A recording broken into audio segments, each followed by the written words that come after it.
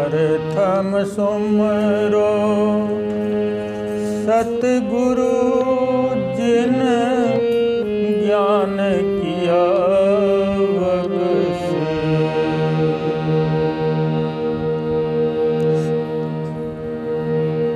नित उठ करो बंदना चरण निभाओ।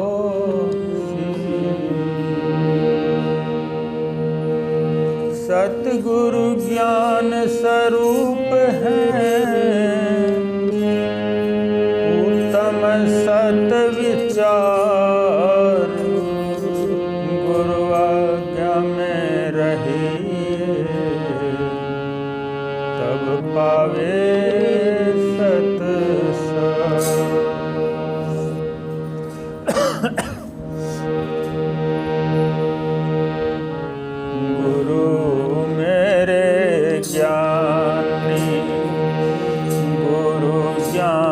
दाता गुरु मेरे ईश्वर गुरु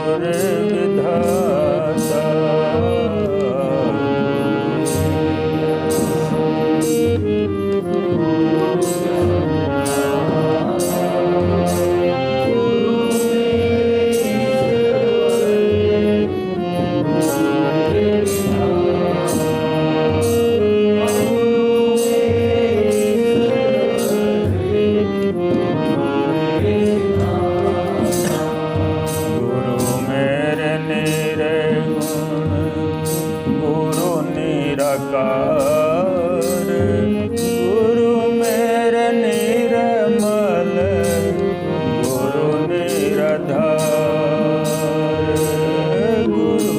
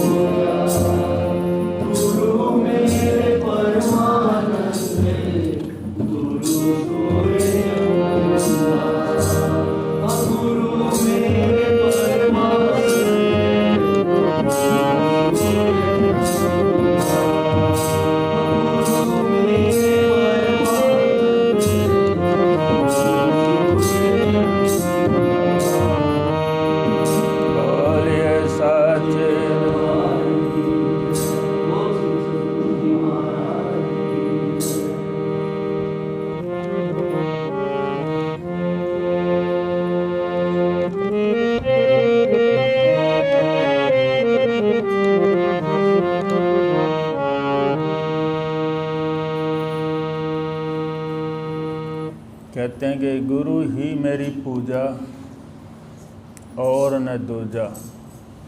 गुरु ही परमानंद गुरु ही सूरज और चंदा। तो गुरुमुखो जितने भी संसार में हमारे ब्रह्म ज्ञानी संत हुए, वही लाइन सही है परमात्मा से मिलाने वाली, जो उन संतों के कहने पर लग गए, उनकी आज्ञा का पालन कर गए, वो पार उतर गए। यूँ तो देखा जाए कि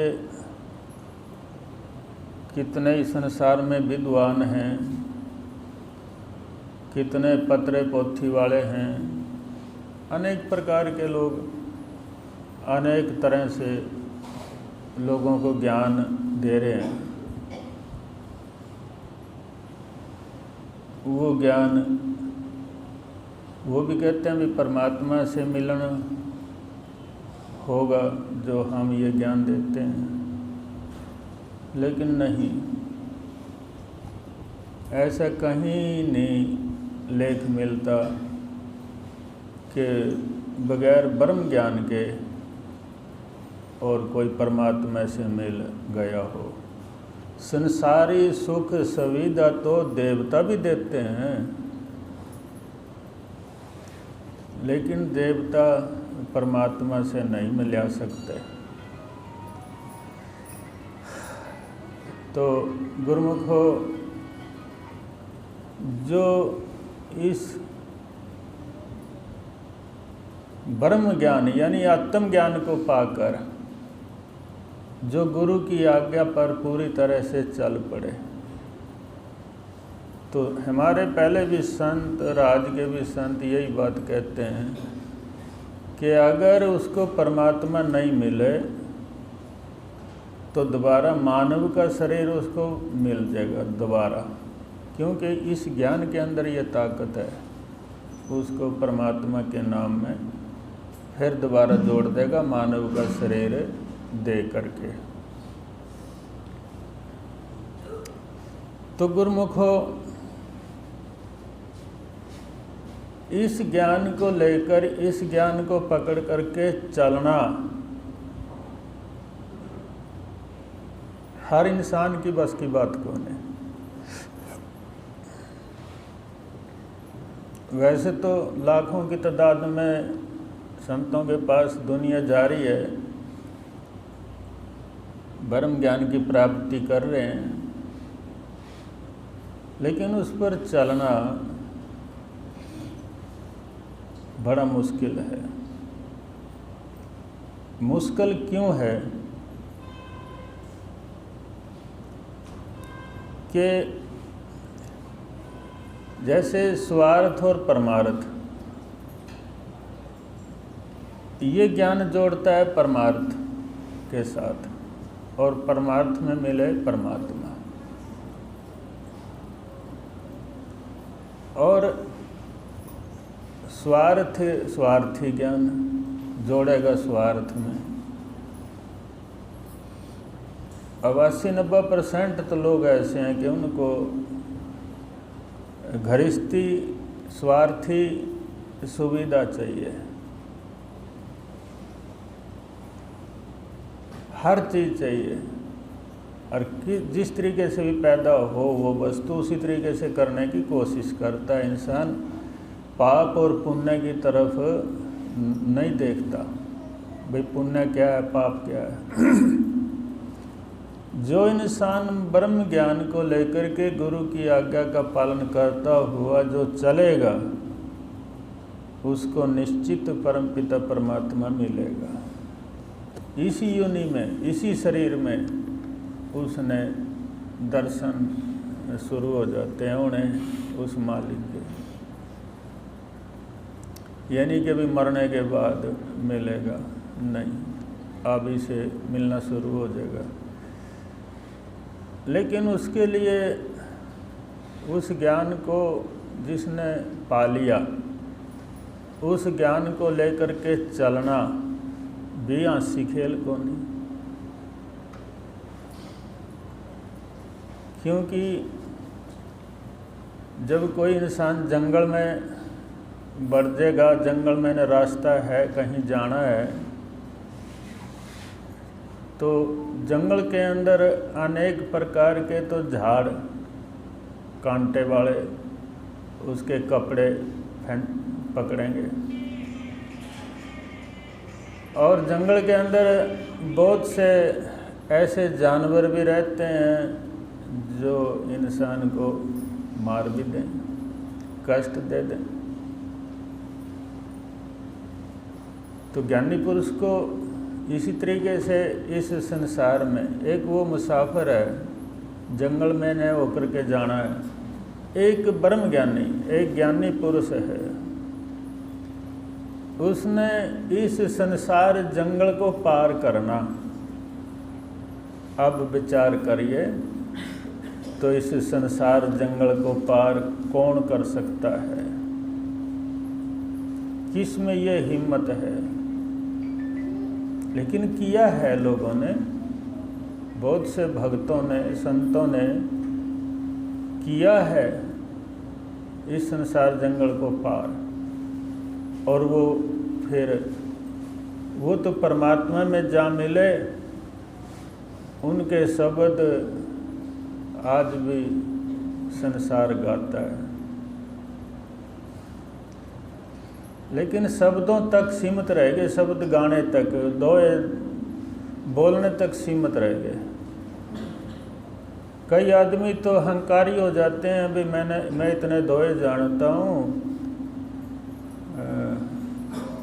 उपनिषद के अंदर दे रखा है कि तोते की तरह बोलें, अपने को बहुत बड़ा दिखाने के लिए। और वो चले नहीं एक कदम भी परमात्मा की तरफ। तो उन संतों के दोए बोलने से काम नहीं चलेगा। हम जो सीख लिया हमने, चलने की जरूरत है उस की तरफ।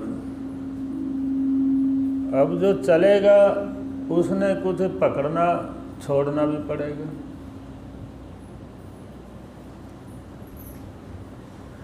अब एक आम के वृक्ष को छोड़कर किक्कर के वृक्ष को कौन पकड़ेगा? आम के वृक्ष पे चिमड़ रहेंगे कि वहाँ आम मिलें खाने को। किक्कर के वृक्ष में सूल मिलेंगी।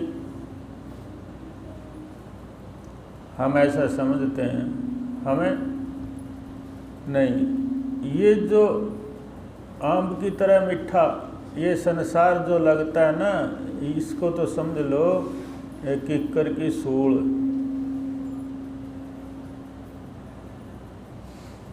और उस परमपिता परमात्मा की तरफ चलना, जब चल पड़ेगा इंसान तो मालिक उसकी रक्षा करता है, उसका साथ भी देवेगा। वो भगत अगर एक कदम उसकी तरफ चलेगा तो परमात्मा 100 कदम चलता अपने भगत की तरफ। लेकिन एक बार उसका सेवक, उसका दास, उसका भगत बन के तो देख। ये संसार जितना हमें अच्छा लगता है, जितना मीठा लगता है, आखिरी ये एक नरक में जाने का साधन है। इस संसार में रमने का, रहे संसार में, लेकिन संसार को अपना मत बना। ये तो सब ब्रह्मा जी की लाद है। ये तो ब्रह्मा ने चिमड़ो या इसके साथ। भगवान कृष्ण के पता नहीं कितने पोते, बेटे, नाती कितने थे। और सब भगवान के सामने मर गए, आपस में लड़कर मर गए। बताते हैं भगवान एक वृक्ष के नीचे बैठे है, देखे होंगे, वो मरे हुए। क्योंकि जिसने परमात्मा की तरफ जाना हो तो मरता ही नहीं। जो संसारी है वो मरेगा। तो गुरुमुखो, भगवान कृष्ण की लीला देखें सुने, जब उसी का परिवार उसके सामने खत्म हो गया तो हमारी क्या गति है। हम कहते हैं हमारा परिवार, हमारा ये, हमारा वो, उसमें फंस करके रह लिए। जिसने उस परमपिता परमात्मा को पाना है तो बस एक तरफ हो जा।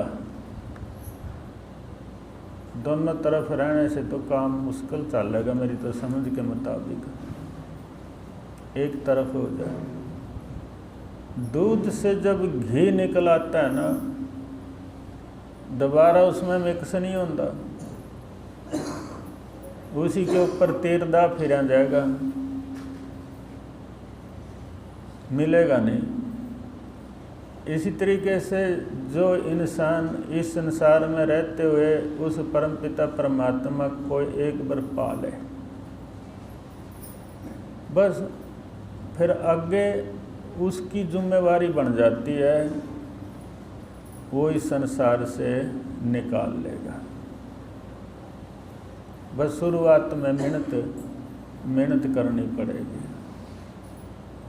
शुरुआत में मेहनत कर लो। आजकल तो जो ऐसा ज़माना, ऐसा युग है ये कि परमपिता परमात्मा की प्राप्ति जल्दी ही हो जाती है अगर थोड़ा सा हमारा मन चंचलता छोड़ दे। कहते हैं मन पंछी तब तक उड़े, विषय वासना माही, प्रेम बाज की झपट में जब लगे आवे नाही। मन पंछी पक्षी की तरह उड़ता है, शरीर हमारा कहीं है, मन के पता कहाँ कहाँ है। और कहते हैं जब तक उड़े पक्षी, जब तक वो बाज की चपेट में नहीं आता। जब बाज की पकड़ में आ गया ना वो पक्षी, बस उसकी सारी दौड़ खत्म। इसी तरीके से मन, अब ये बात समझने की है, अगर मन ज्ञान की चपेट में आ गया या मन ने ज्ञान पकड़ लिया या उस शब्द ने मन को पकड़ लिया, उसकी चपेट में आ गया, तो मन भागने योग्य नहीं रहेगा और भागेगा भी उसी तरफ जिधर वो परमपिता परमात्मा है। ये बात समझ लें। बिना ज्ञान के, बिना गुरु के इंसान का मन बस में नहीं आता। गुरु का भय होना चाहिए अंदर, शब्द का भय होना चाहिए भी मैंने शब्द की प्राप्ति करा रखी। अगर मैं भजन ना करूँगा तो मेरा नाश हो जाएगा, सत्यानाश हो जाएगा। सत्यानाश, कुछ भी नहीं बचेगा। शब्द की प्राप्ति करके और उसका भजन न करें, परमपिता परमात्मा का नाम ले लिया और सुमरन न करें तो उस जीव के साथ क्या बीतते पता, कोई छुड़ाने वाला भी नहीं होगा। तो गुरुमुखो कहते हैं संसार स्वार्थी, परिवार भी स्वार्थी। संसार भी स्वार्थी है, परिवार भी स्वार्थी है। लेकिन एक मोह का जो फंदा पड़ा हुआ है, इसमें हम बुरी तरह फंस रहे। माई का लाल है वो सूरवीर, और सूरवीर माना जाता है जो गुरु से शब्द की प्राप्ति करके इस संसार की तरफ नहीं देखता, वो अपने परमपिता परमात्मा की तरफ ही जावेगा, चाहे कितने रुकावट आए।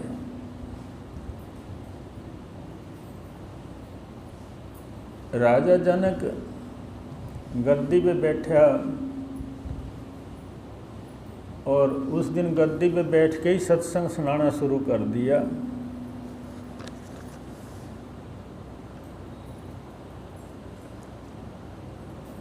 तो एक गांव का व्यक्ति खड़ा होकर बोला, महाराज जी मैं आपका सत्संग सुनना चाहता हूँ, आपसे ज्ञान भी लेना चाहता हूँ और परमात्मा का भजन करना चाहता हूँ मैं। तो राजा जनक बोले, फिर बात के यूँ कहिए, मेरे पास घरिष्ठ जो है इसको पकड़ रखा मेरे को, मैं इस घरिष्ठ से मुक्त नहीं हो रहा, मैंने कोई रास्ता बताओ।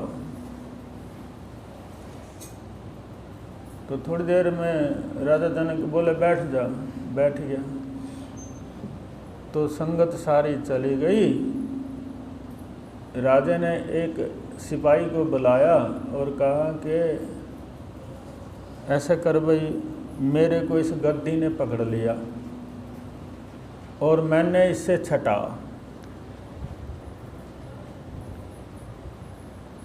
अब वो व्यक्ति जो सत्संग सुनने के लिए आया था, कहता था मैं भजन करना चाहता हूँ, वो फट खड़ा हुआ, बोले महाराज जी आप गद्दी ने तो कहीं से भी नहीं पकड़ रखे, कहीं से भी पकड़ा हुआ नहीं दिखता। बोले ठीक है, आपकी बात हुई, फिर आपको घरिष्ठ ने कैसे पकड़ रखा? आप ये क्यों कहते हैं मेरे को घरिष्ठ ने पकड़ रखा है? ये तो आपकी बात गलत है ना। घरिष्ठ छोड़ना चाहे तो छोड़ सकता है, और छोड़ना किस लिए है कि अपने परमात्मा को मिलने के लिए, अपनी आत्मा का कल्याण करने के लिए। भाई मैं कल किसी नाली में कीड़ा ना बनूं, गंदी नाली का। इसलिए हमें उस परमात्मा की तरफ जाना ही पड़ेगा। और इस पृथ्वी लोक के ऊपर ही भजन होता है, इस मानव शरीर में ही होता है, बाकी और शरीरों में नहीं। बहुत से शरीर हैं, बहुत से देहधारी जीव हैं, लेकिन मानव शरीर में ही भजन कर सकता है और पृथ्वी के ऊपर ही यहीं भजन कर सकता है।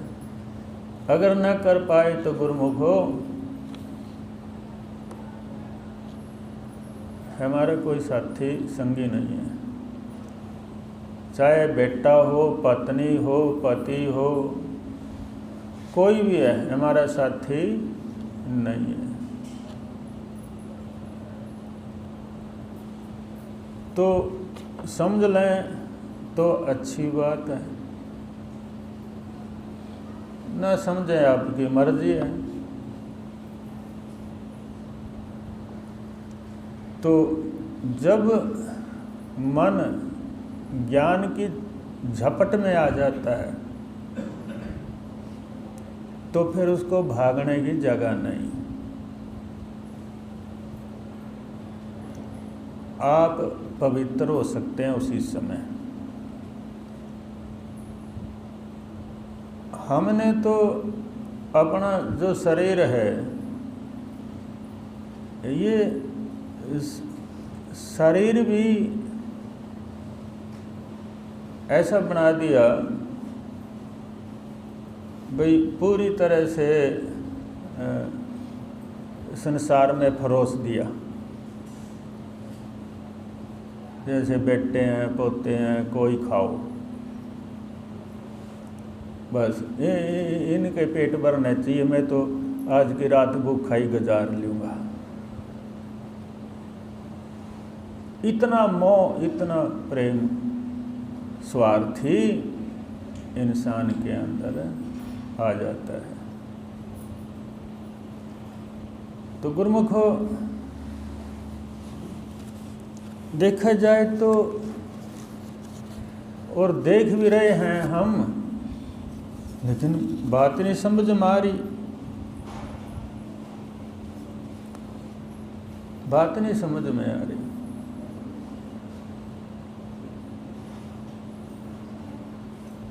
एक दिन युधिष्ठिर भजन में बैठ गया, करता तो रोज था, लेकिन उस दिन तो ज़्यादा ही टाइम लग गया। जब भजन से उठ करके आया अपनी कुटिया में,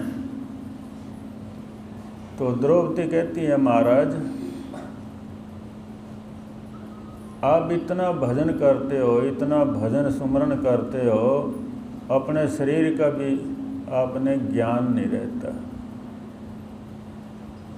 इस जंगल में कितने मच्छर, कितने बिच्छू, कितना कुछ फिरा, अब बेधड़क हो करके ऐसे बैठ जाते हो, भी पूछो कुछ ना। तो युधिष्ठिर कहने लग गया, द्रौपदी आपका मकसद क्या है?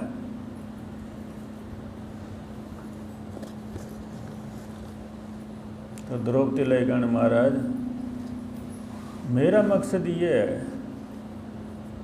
कि आप भगवान कृष्ण के भगत हो और कितना भजन करते हो,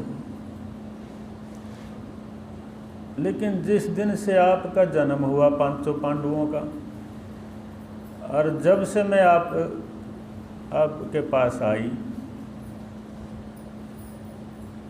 आज तक मैंने तो कहीं सुख नहीं देखा,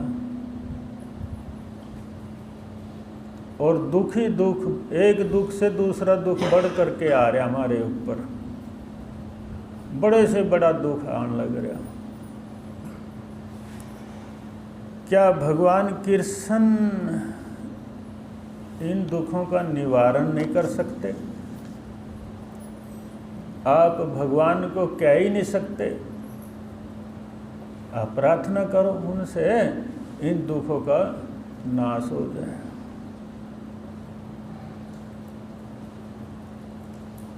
तो युधिष्ठिर कहता है, द्रौपदी ये सौदेबाजी मेरे पर नहीं करनी, ये सौदेबाजी करनी है तो आप ही कर लियो कृष्ण भगवान के साथ। मैं जो भजन करता हूँ इसलिए नहीं करता भी मारे दुखों का भगवान नाश कर दे, मारे बा बड़ा संकट आ रहा। मैं तो भगवान का प्रेमी हूँ, भगवान मेरे प्रेमी है, मैं उनसे कुछ भी नहीं मांगूंगा।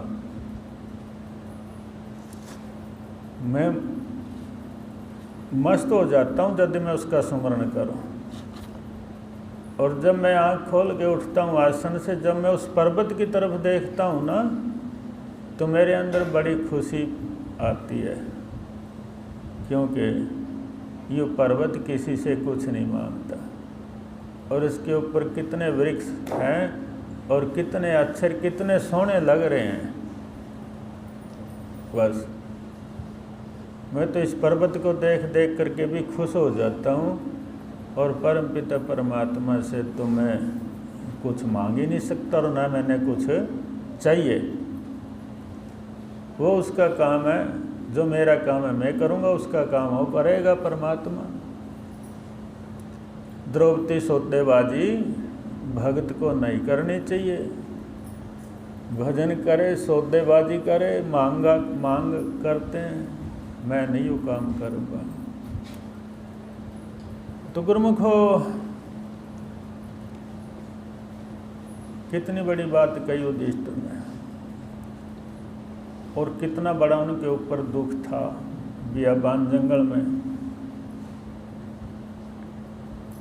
और हम अपने घर में रहते हुए भी उस परम पिता परमात्मा का ध्यान करने में आनाकानी करा जाए।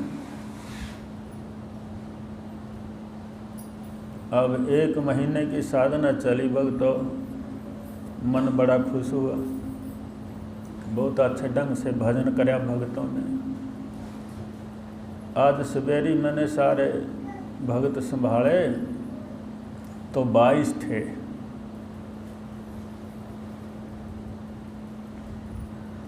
तो अगर ये 22 नहीं मैं मानता इनको 44,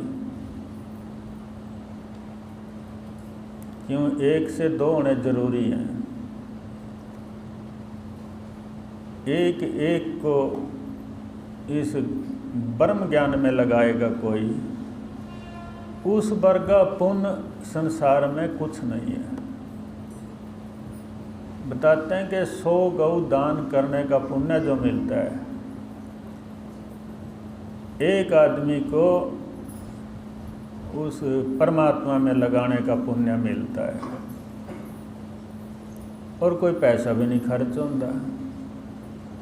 कितना बड़ा पुण्य मिलता है ये। तो गुरुमुखो, हमें युधिष्ठिर की बात को भी, उसके ऊपर भी अमल करना चाहिए। कितने मस्त होते हैं भक्त, आपत्ति में भी सुख है जब वो भजन करते हैं। तो गुरुमुखो,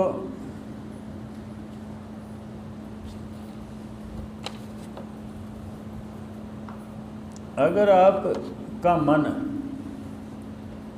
मान जाए ये ज्ञान सही है, इसका जाप करने से परमात्मा अवश्य दर्शन देंगे,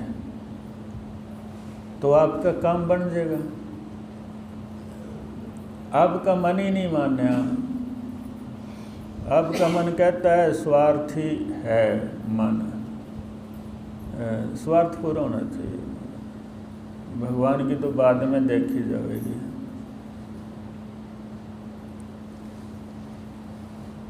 तो फिर परमात्मा कहाँ मिलेगा? मन को मना ले, अपने मन को अच्छी तरह लगा ले। कहते हैं कबीर यह मन लालची, समझे नाही गुमार, भजन करन को आलसी, खाने को होशियार। संत कबीर कहते हैं ये मन लालची है भाई, समझदा को नहीं, गुमार है, अनपढ़ है। भजन करने को कहते आलसी है, नींद आवे, खाने को होशियार है।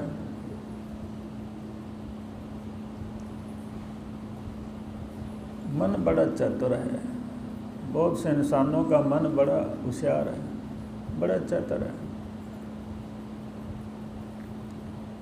और जब हम मन की मानना शुरू कर देते हैं तो बस हम गए संसार से भी। तो गुरुमुखो,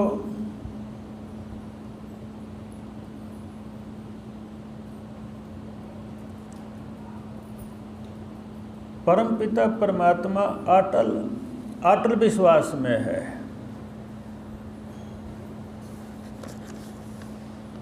सदन कसाई राजा का कसाई था, सदन का रुका है संसार। राजा के मेहमान आ गए राजा के पास, कोई रात के 11 साढ़े 11 बजे। राजा ने एक सिपाही को भेजा सदनों से 1 किलो मीट लिया।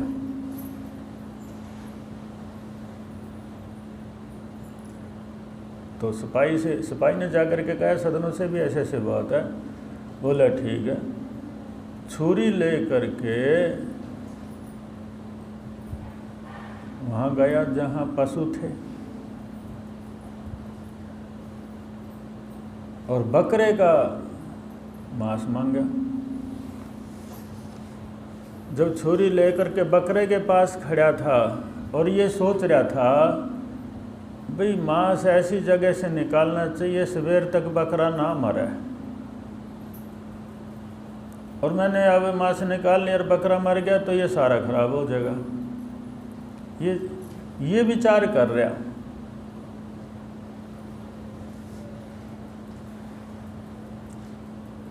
तो मालिक ने उस बकरे में एक बाणी दी और बकरा कहता है सदनू क्या सोच रहा है, मेरा तेरा तो गलकटी का बैर है,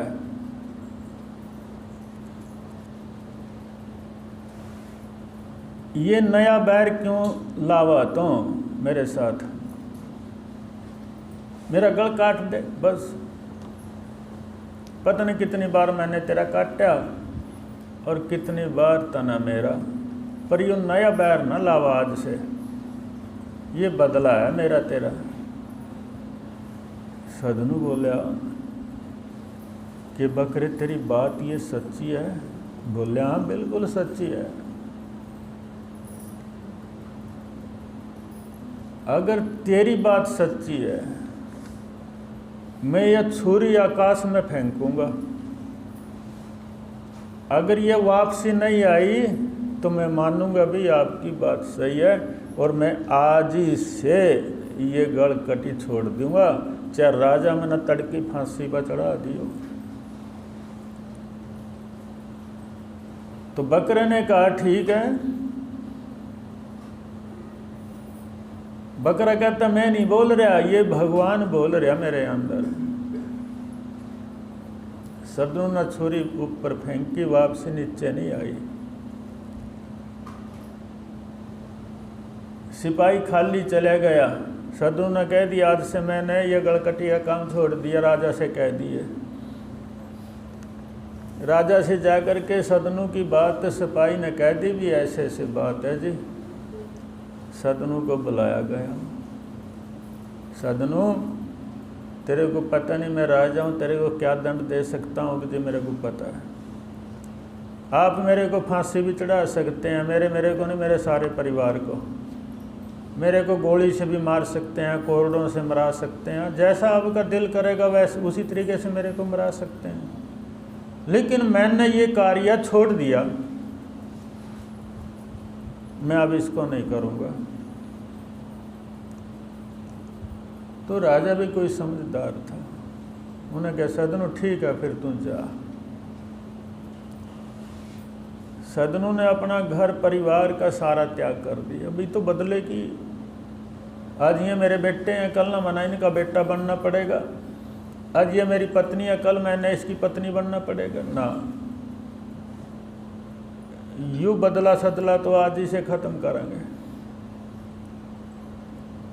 सदनू ने घर बार का त्याग कर दिया और निकल गया जंगलों में, गुरु धारण किया, परमात्मा की शरण में चले गया सदनू। तो गुरुमुखो, जिस लालच में हम इस संसार में उलझे हुए हैं, ये इतने बड़े फंदे हैं गुरुमुखो। यमराज इन बेड़ियों को आकर के काट के ले जाएगा, सारा परिवार देखता रहेगा, ना परिवार की बात वहाँ चलेगी ना अपनी। तो इसलिए जो हम देखो शास्त्रों की बात और ब्रह्म ज्ञानी संतों की बात में भी अंतर होता है। ब्रह्म ज्ञानी संत अपने अनुभव सुनाता है और शास्त्रों में भी अनुभव कुछ लिखे जाते हैं और कुछ बड़ा चढ़ा करके बातें लिखी जाती हैं। शास्त्रों का ऐसा है। तो हमें देखिए, हम अंधविश्वासी भी हैं कि कोई चीज़ है भी नहीं, वहाँ विश्वास करके हम खड़े हैं और वहीं पूजा हो रही है। हम वहाँ से भी कुछ मांगते हैं, लालची हैं ना, भाई यहाँ से भी शायद कुछ मिल सकता है। जब वो फलाना पूजा कर गया तो मैंने भी करनी चाहिए। थोड़ा सा चमत्कार देखा नहीं, जैसे गुड़ पे माखी, इस तरीके से इकट्ठे हो जाते हैं, भीड़ लग जाती है। गुरु नानक देव जी इस चमत्कार को कहते हैं सावन का घास। जैसे बरसात के टाइम में ना अनेक घास तरह तरह का जाम जाएगा, बरसात में ओ बड़ा बड़ा हो जाएगा, और कुछ ही दिनों में बरसात जब बंद हो जाती है तो सारा घास सूख करके धरती में मिल जाएगा। इसके बारे में गुरु नानक देव जी कहते हैं भाई चमत्कार भी इसी तरीके से होते हैं, ये थोड़े दिन के लिए, कोई महीने के लिए, कोई 10 दिन के लिए, फिर वो चमत्कार भी ख़त्म हो जाता है, चमत्कारी भी। तो गुरु नानक देव जी कहते हैं भाई चमत्कारों के पीछे न पड़ो, चमत्कार तो थोड़े दिन का होता है। नानक इतना नन्हा रहे जितनी नन्ही दूब, और घास सब सूख जाएंगे, दूब रहेगी हारी खूब। जेठ के महीने में भी दूबड़ा हरा रहता है, चाहे बरसात हो ना हो। इसी तरीके से ब्रह्म ज्ञान जो होता है वो 12 महीने जागता है, दिन रात, शब्द दिन रात। कोई किसी टाइम भी जाप कर सकते हैं। अब हमारे पुजारी रात को मंदिर बंद कर देते हैं, भाई कहते हैं भगवान तो सो रहे हैं, माता का मंदिर बंद कर देते हैं, माता तो सो रही है, सो है, अब मंदिर नहीं खोलेगा, क्यों? आराम कर रहे भगवान, महाशक्ति आराम कर रहे। देखो कितना बड़ा आडंबर है ये। परमात्मा जो शक्ति है, परमपिता परमात्मा सृष्टि रचिता, वो सो गया तो संसार उसी टाइम सो जाएगा सारा। वो नहीं सोंदा, उनके पास सोने का शरीर ही नहीं है। ये स्थूल सोता है, स्थूल शरीर उनके पास नहीं है, वो तो सूक्ष्म है। दिव्य शक्ति भी नहीं सोंदी, महाशक्ति भी नहीं सोती। ये हमारे पुजारी बस सुला देते हैं जबरदस्ती, अपनी मनमर्जी के ताले लगा दिए, अपनी मनमर्जी के टाइम रख लिए। किसी ने कोई माँ शक्ति से थोड़ी पूछा मैं किस टाइम आपका मंदिर खोलूँ और किस टाइम पूजा करूँ ना, अपनी मनमर्जी है बस। मेरे अंडर में मंदिर है। इसी तरीके से हमारा शरीर अपने अंडर में है, हम इसको कहीं भी लगा सकते हैं भाई। इससे काम करना चाहें काम करा लें, सोना चाहें तो इसको सुला देते हैं, खाना चाहें तो खा लेते हैं। तो इस शरीर से हम भजन भी कर सकते हैं अगर करना चाहोगे तो।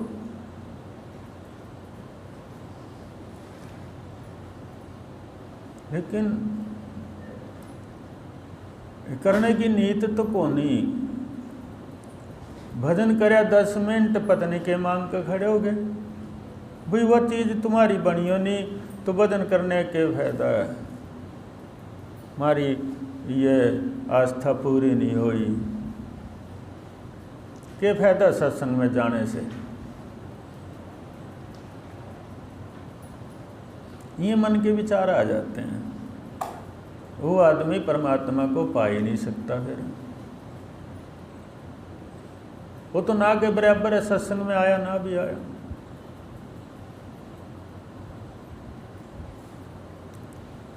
और देखो अगर जिसके पास टाइम नहीं है सत्संग सुनने का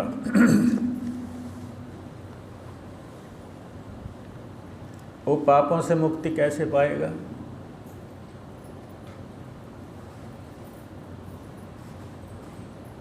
टाइम नहीं है भजन करने का, वो परमात्मा का दर्शन कैसे पाएगा?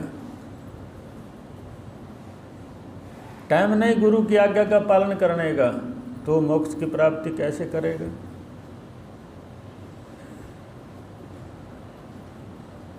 तो गुरुमुखो, थोड़ा इस संसार से ऊपर उठ के देखो।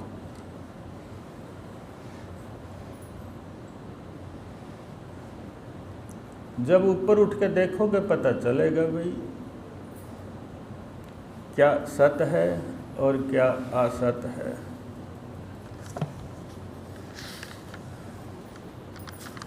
ऊपर उठने की हिम्मत बनाओ। हिम्मत बनाओगे तो सब कुछ होगा।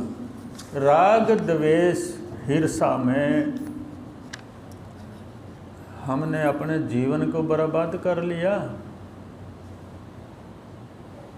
हर जगह राग द्वेष करते हैं, संतों के साथ भी बैर लगा लेते हैं।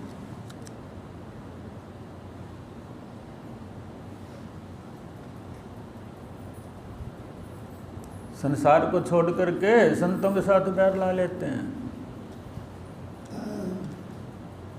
तो गुरुमुखो, कितना अच्छा, कितना सुंदर शरीर दिया उस परमपिता परमात्मा ने।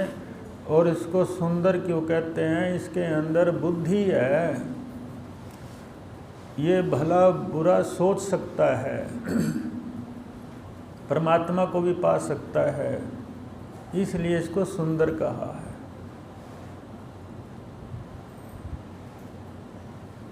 नहीं तो अगर इसके अंदर भजन बंदगी नहीं है, सत्संग सुनने की शक्ति नहीं है, तो कहते हैं कि इसको पशु कह दे कोई हर्ज नहीं। इस इंसान को पशु कह दे कोई हर्ज नहीं।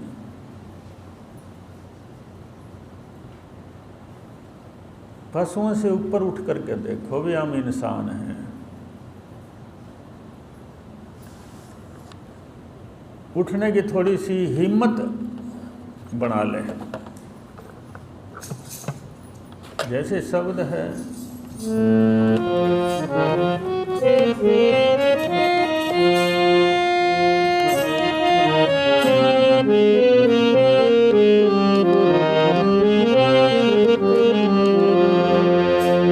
जिस दिन होगा दर्श तुम्हारा, होगा जीवन सफल है हमारा।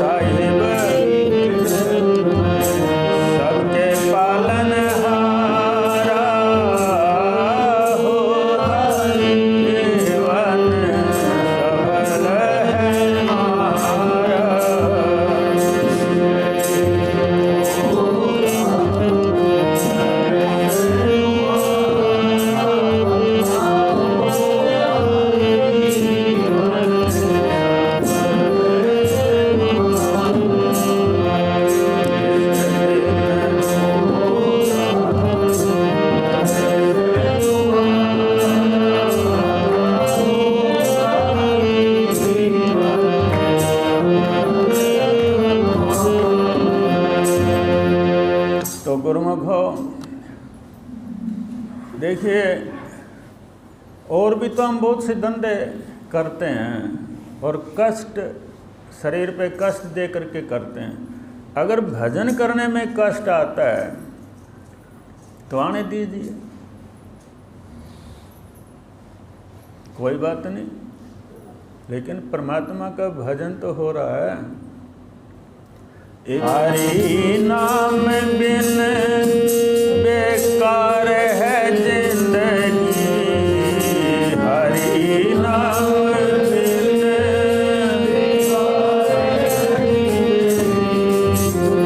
सतगुरु शब्द समाओ, सतगुरु शब्द समाओ, आओ जी राम नाम गुण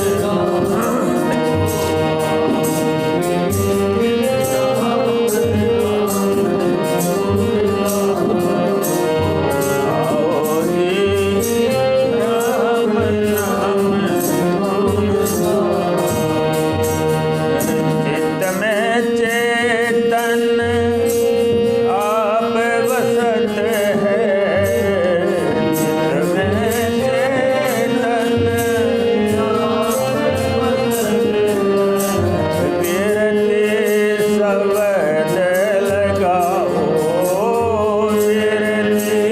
शब्द लगाओ, कीर्ति शब्द लगाओ, आओ जी राम नाम गुण गाओ, आओ जी राम नाम गुण गाओ।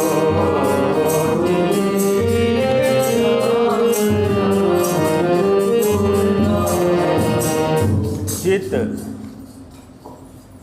चित्त में चेतन जिसके द्वारा हम जिंदे हैं, हम कितने मूर्ख हैं, उसका फिर भी नहीं ध्यान करते, जिसके द्वारा ये शरीर चल रहा। चित्त में चेतन आप बसत है, मारा बसाया थोड़ी बस रहा, खुद बसा करके।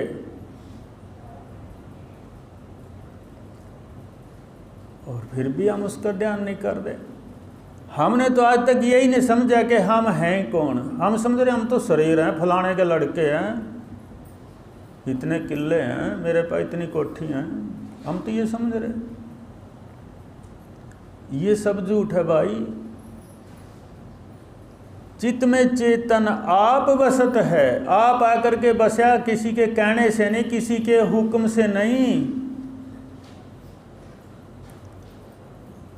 उसने ये शरीर बनाया और इसमें आकर के बस गया, उसको जानते भी नहीं, कभी ध्यान भी नहीं करके देखा।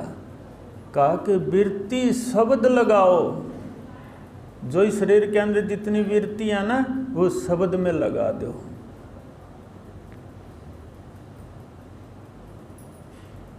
आपका भला होगा। इस सृष्टि का मालिक का जब भजन करोगे और फिर भी आपको कष्ट आएगा, फिर तो आने दीजिए, फिर तो आने दीजिए, बस खुश रहिए। हे मालिक, बस आपकी कृपा है। आओ जी राम नाम गुण गाओ,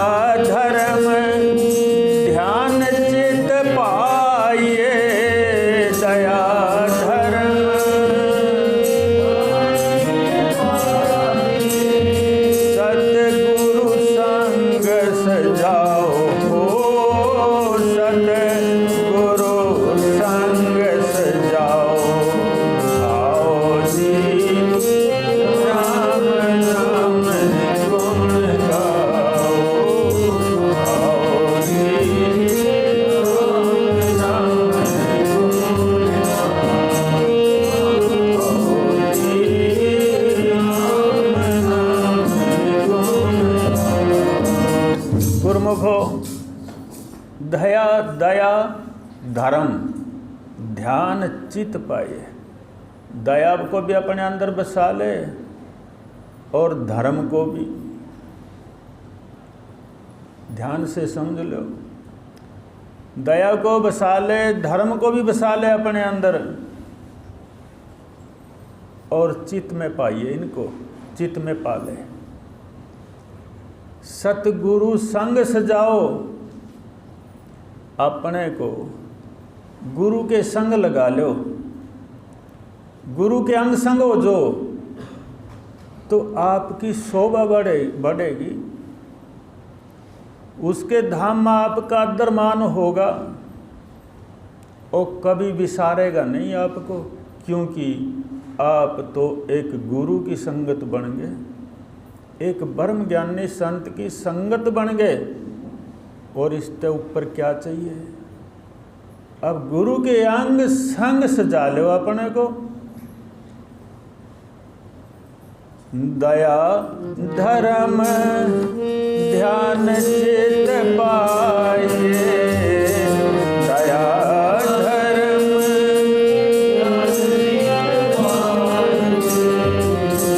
सतगुरु संग सजाओ, हाँ सतगुरु आओ जी राम नाम आओ जी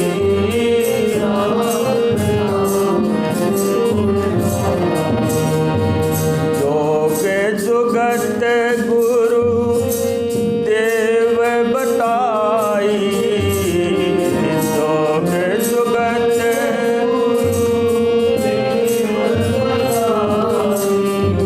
सूरत सबद सुख पाओ, ओ सूरत सबद सुख पाओ, आओ जी राम नाम आओ जी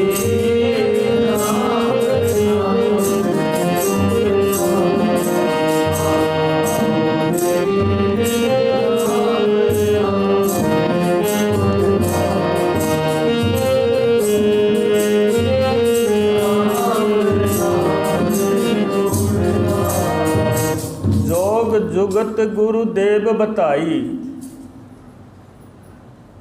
उसका जाप करने की जुगत बता दी गुरुदेव ने।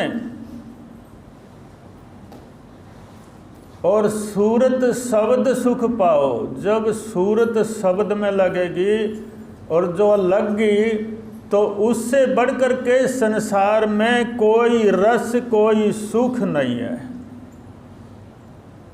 अगर सूरत शब्द में लग गई, दोनों चीज आपके अंदर, सूरत आपकी है ही और शब्द गुरु महाराज जी ने आपसे दे दिया,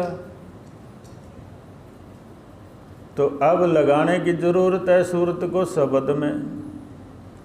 तो इससे बड़ा सुख संसार में कोई नहीं भक्तो, ना कोई पैसा, ना कोई कोठी, ना कोई बंगला, इससे बढ़कर के कोई सुख नहीं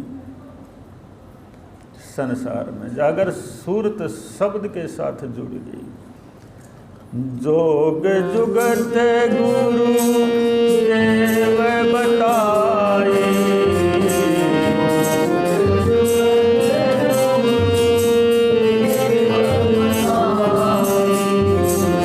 सूरत शब्द सुख पाओ, सूरत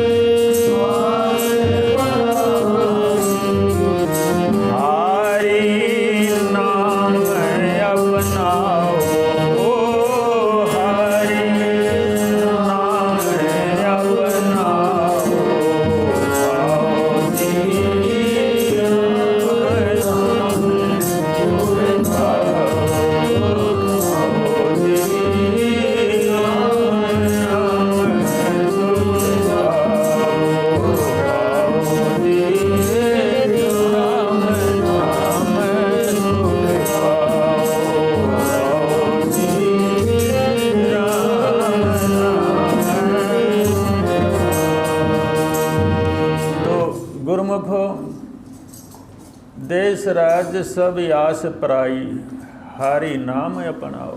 जितनी भी आस है हमारी संसारी, ये अपनी नहीं है, ये हमें फंसाने वाली हैं। इनसे जितना जल्दी निकल सके तो निकल जा,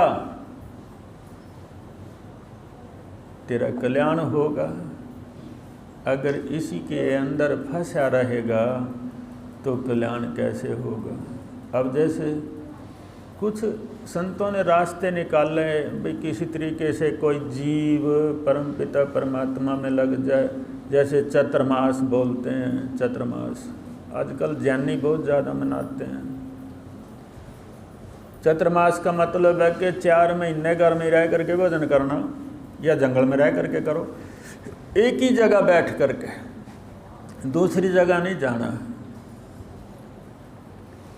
तो जैसे हमने सावन का महीना एक साधना के लिए निकाला, भक्त लोग कुछ तो यहीं डेरा जमा लिया और कुछ रात को करके सवेरी घर भी देखना था, कदे रात ने कोई ठाका ले गया हो तो सवेरी भागे घर में गए, सांझ न फिर आए।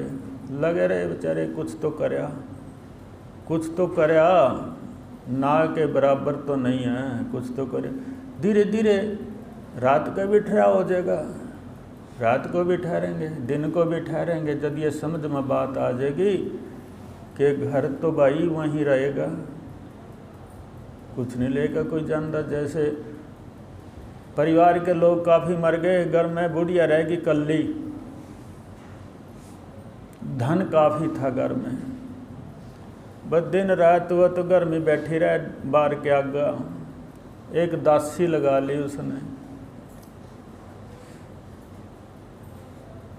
गाँव में एक साधु आ गया, सारे गाँव में डंडोरा पीट दिया भी साधु आ रहा है कि बहुत अच्छा उसका सत्संग सुनना है, फलाने टाइम में सत्संग होगा।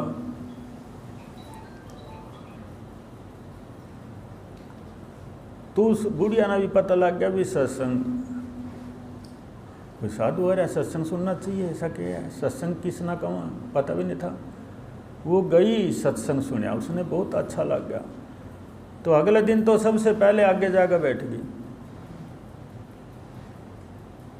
अब डाकुओं ने भी देखा भाई बुढ़िया तो जाली, ये धन ले जाने का मजा है।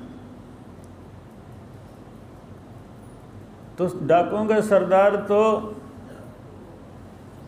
बुढ़िया के साथ ही हो लिया, वहीं जाकर के बैठ गया। बुढ़िया के दौरान अपने चले चपटों से कह दिया भी थम धन काटो और ले चलो। तो दासी आई बागी आन करके बुढ़िया से लगी कहने, माता जी कहाँ डाकू सारा धन ले जाने लग रहे, कुछ तो ले गए, बाकी घर में ही बट रहे, ले जाने लग रहे। तो बुढ़िया लगी कहने, बेटी लेजेंड ले गए, ओदा नकली है, जो मैं सुन रही हूँ ये धन असली है, तू मना तंग ना करा, बस जा। अरे चोरा का सरदार जो था वो सुन रहा बैठे या उस बुढ़िया की बात। सरदार ने सोची तेरे की भी सत्संग से ऊपर तो कोई धन है ही नहीं, ये बुढ़िया लाग रही कहना। वो भाग गया अपने चले चपटों से जा कर के बोले हम तो चोरा था, बोले सारा धन वापसी घेर दो। बोले के बात, ये तो नकली है। सारा धन वापसी घेर दिया। बोले आ जाओ मेरे साथ, उस महात्मा का सत्संग सुनेंगे, असली धन तो है। सत्संग का कोई शब्द सरदार था डाकुओं का, उसकी समझ में आ गया और चोरी छोड़ गया, भगवान के नाम में लग गया। कई बार तो ऐसा होता है लोगों ने पता ही नहीं होता भगवान का नाम क्या है, सत्संग किसको कहते हैं, गुरु किसको कहते हैं, गुरु की मर्यादा क्या है। गुरु धारण तो दुनिया कर लेती है, लेकिन मर्यादा क्या है, शिष्य कैसा होना चाहिए, गुरु कैसा होना चाहिए। तो सत्संग का शब्द ऐसा लगा बुढ़िया का, बस मस्त हो गई, सारी चिंता से मुक्त हो गई। डाकू चोर भी धन वापसी घेर गए। कितनी बड़ी शक्ति है परमात्मा। उसकी कितनी बड़ी कृपा है। अगर कोई चले, बात तो चलने की है, बात सुनने की नहीं है, अमल करने की है। सत्संग सुनने के लिए नहीं बल्कि अमल करने के लिए है। सुना तो लिकड़ गया ना, अमल करो, शब्द को पकड़ो। भाई गुरु जी के कह रहे हैं, इनके अंदर से के लिकड़न लग रहा, उसको जानने की कोशिश करो। एक शब्द हो रहा है,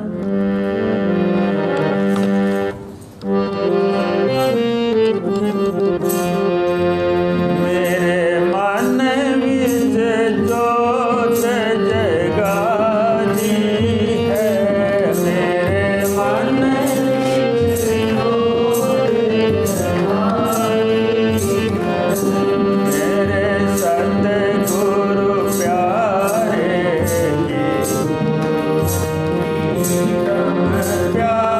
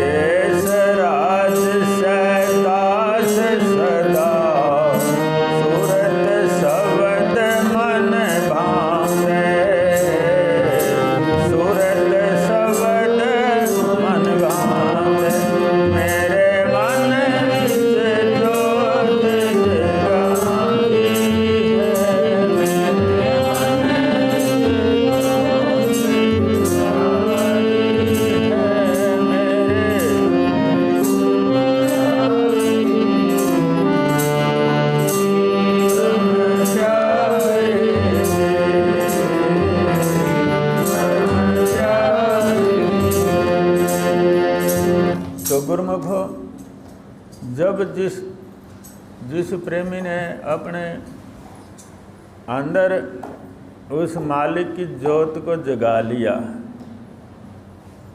भला फिर वो किस तरह कह देगा नहीं मैं बीमार हो या सत्संग में नहीं जा सकता।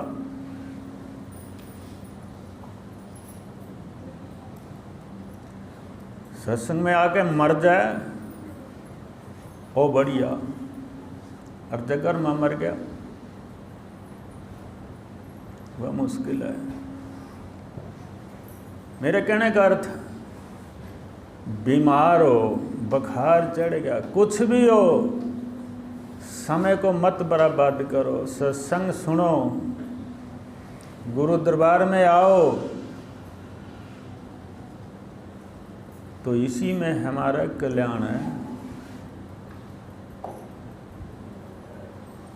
यही कल्याणकारी रास्ता है एक सत्संग कलयुग में, और कोई रास्ता नहीं है। आपने सुना होगा आजकल तो टीवी में दिखाते हैं, जब वृद्ध हो जाए, वृद्ध बीमार हो गया, वहाँ के लोग आसपास के यूपी के उस बुजुर्ग को उठा करके काशी जी में ले जाते हैं। 1 महीने में मरो, 2 में मरो, 4 में मरो, 10 में मरो, उड़ जाने के बाद फिर वापसी नहीं लेंदे। वो समझते हैं कि भी यहाँ मरेगा तो इसका मोक्ष होगा। ओड़ो को ये रीति चल रही है आज भी, इस जमाने में अब भी।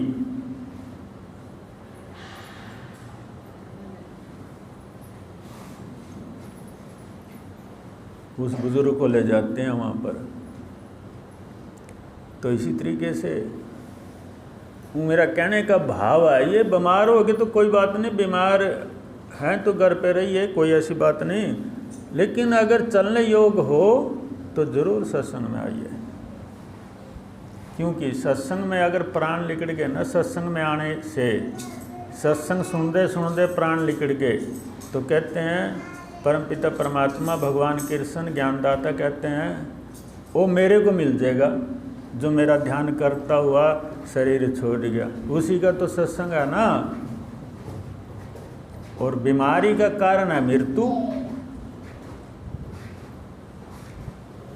तो हमें अपने आप को पूरी तरह से लगा लेना चाहिए, तभी हमारा कल्याण होगा। बोलिए साचे।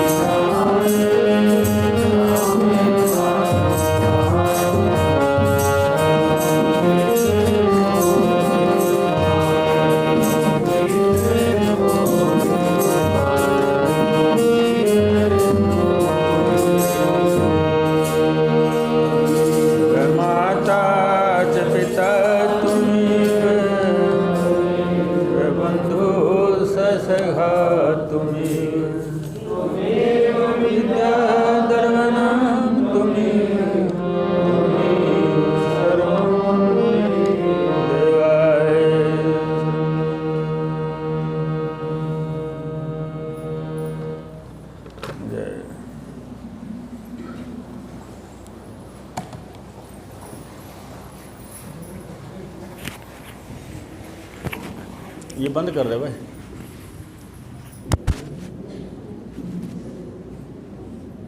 सदगुरु शरण